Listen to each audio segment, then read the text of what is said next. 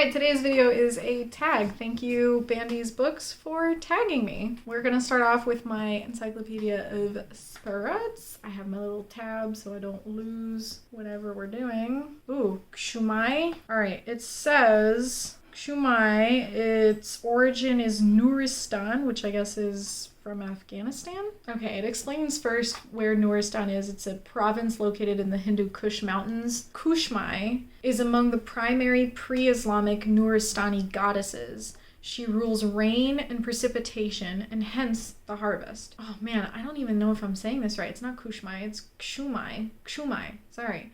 Kshumai, a goat goddess, introduced goats to people, which provided them with wool and milk, survival needs in a harsh, remote climate. Kshumai is a goddess of wild nature. She lives in Tirichmir, the highest peak in the Hindu Kush, now in northern Pakistan. She manifests to people near lakes by the mountain. Kshumai has her own flock of goats, tossing her long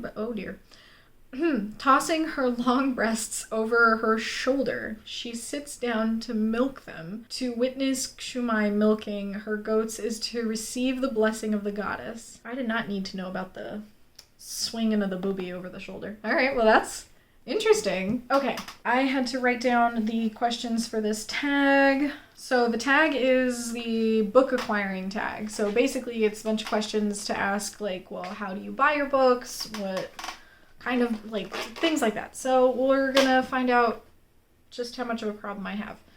Do you plan purchases ahead of time or impulse buy? I think it's a bit of both, sort of. It really depends because, for example, if I have an author that I really like and they're coming out with a book, then I plan to buy that book. But if I'm at the bookstore and I'm just browsing around and I see something that seems interesting and I start reading it a little bit and I'm getting hooked in, then I impulse buy it. So I think, yeah, that's my answer. Question number 2, how do you decide what books to buy? Okay, so I kind of answered that in the first one. Like, I'll buy my favorite author's books. I will sometimes buy special editions of, like, books that I really like, or books that I think I will really, really like. I will also, you know, if I'm reading it in the bookstore and it sounds really good, then I'll probably buy it. But what I'm trying to do, my new philosophy of what I'm trying to do, is if I don't own the book but I'm interested in reading it, then I will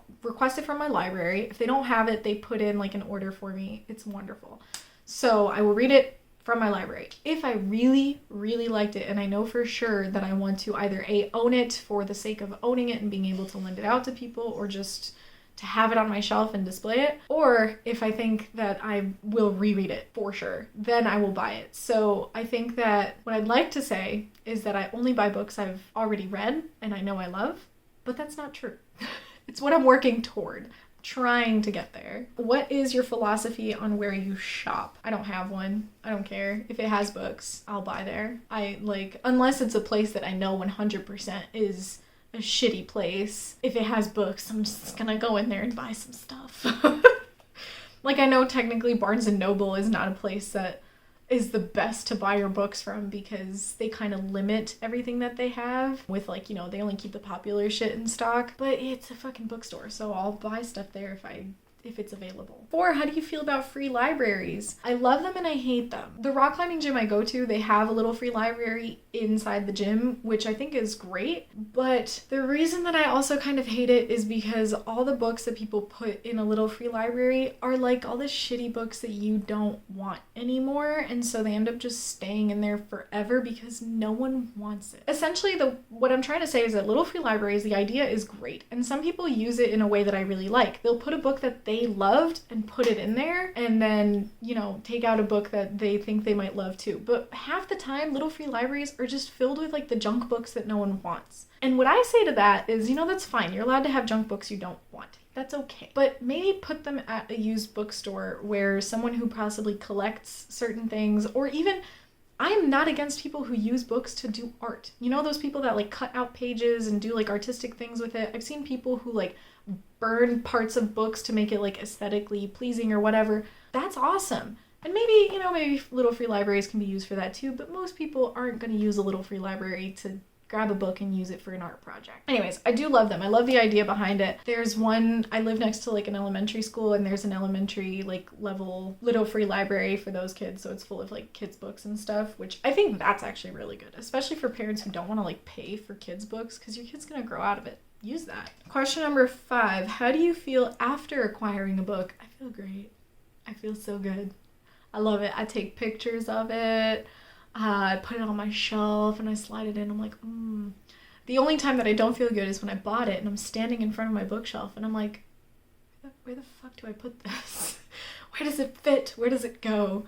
But yeah, usually I feel really good, especially lately, now that I've been trying to be better about reading the book first from the library and then buying it. So I actually, in a way, I feel like doing this system of me reading from the library first and then buying it if I liked it is almost better, because it makes the purchase so much more meaningful. How do you feel looking at your books that haven't been read? That's rude. First of all, you don't need to call me out on that. I don't feel that bad about it. I think it's trying to make me feel guilty. Like, haha, look at your books. They're all crying because you haven't read them yet.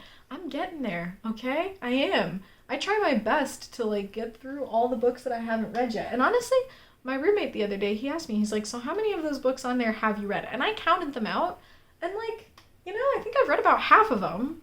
So the other half, I'll just get to them. I'll get to them eventually. But there are some other books too that like I look at that I haven't read and I'm just like, I don't think I ever will read you. And that's okay. I don't think that that's awful. I don't think you have to feel ashamed for having books on your shelf that you bought because you're like, oh yeah. And then later on you're like, oh no, I don't think I'm gonna read you. I don't think that's bad. I just think that in a way, once you get to a certain point where you're like, I have to stop buying books that I'm like, no, I'm probably never going to read you. Then, whatever makes you happy and whatever you can afford too. Please do not put yourself in debt. That's what I'm trying to do. I'm trying to help myself here. All right, question number 7. How do you decide what the correct number of unread books on your shelf is? I don't decide.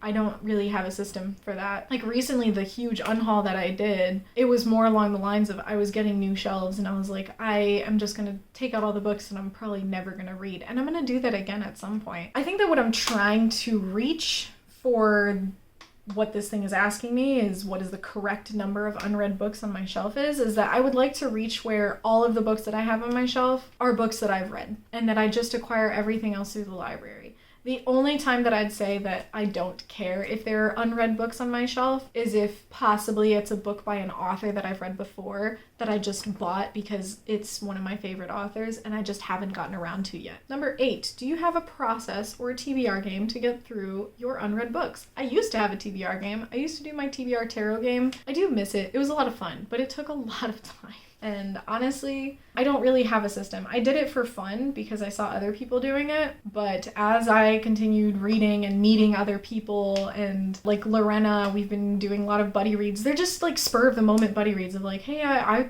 really want to read that. And then she's just like, oh, well shit, I'm actually going to start it soon. I'm like, oh, fuck it, I'll drop whatever I'm reading now and just pick that up. I don't think that I'm necessarily a mood reader either because maybe I am. Maybe I'm discovering something here. Maybe I'm a mood reader. I don't know. I just pick up whatever I'm feeling in the moment, and then I also just put it down if I don't feel like it anymore. Yeah, I don't have a system to get through my unread books. I just read them. Although I have heard that some people flip their books around. Like I guess kind of like these, except obviously I know what those are because they've got the fucking sprayed edges, fancy shit, but you turn them around so you don't really know what you're grabbing and you can just pick it like that. And I guess some people will flip them back where you can see the spine when they have read them and keep them turned around when they haven't read them, so they just pick it random. I think that's kind of cool, honestly. Number 9, do you have a book buying problem? Yes. I think that if we're speaking in the terms of in comparison to non-bookish people, like non-big readers, then yeah, I have a huge fucking problem. But if I put myself in comparison to other like book Instagram, booktube people, then no, I don't think I have that big of a problem because I've seen a lot of people buying books in bulk or even just spending a lot of money on like a special edition, and I'm like, but you don't even know, you haven't even read the book. Why are you spending like $50 on a book that you haven't even read yet? And mind you, I did it too. But then I also realized I was like, yeah, I don't have the kind of career to fund this hobby, so let's stop there. Yeah, I think ultimately I do still have a book buying problem, but I'm trying to fix it. You know, it's kind of like I'm an addict. And I'm just like, hi, my name is Lola, and I'm a book buyer. But it's okay because I am, well, actually, technically, I bought a book the other day that I shouldn't have. I was gonna say, I'm like 3 months clean. No, I'm not. I broke my sobriety with this one. It was on Waterstones, it wasn't that expensive. And I saw V. Schwab put she devoured it, and I'm a sucker for V. Schwab. And it sounds so good. I was like, fuck it, let's go. It's not like a super special edition. It just has sprayed edges. The rest of it is pretty basic. Yeah, I caved, okay? But it's also a standalone. I try not to buy anything that is part of a series that's like a special edition, because then you buy the whole fucking series special edition. It's just annoying. This is a standalone. I was like, even if I don't like it that much, at least it's really pretty. I mean, come on. Look at this. Fucking love it. All right, then the last like question or whatever, it's not even a question, it just says tag friends. So if anyone wants to do this, Sam, I guess I'll tag you, even though I have a feeling you're gonna really hate me for tagging you in this, because I know you're also trying to improve your book buying habits. Maybe this will help you, I don't know. So Sam, if you want to do it, anyone else who's watching, please feel free to. Anyone who also watches my videos from Instagram, first of all, thank you so much for watching. If you want to do it over on Instagram too, like I've been seeing a lot of people who adapt the tags from Bookstagram into BookTube or BookTube into Bookstagram. I think it's beautiful, it's awesome. So yeah, but that's it for me. I'm gonna stop digging my hole here about my problems with buying books. Thank you again for watching. I will see you next time. Bye.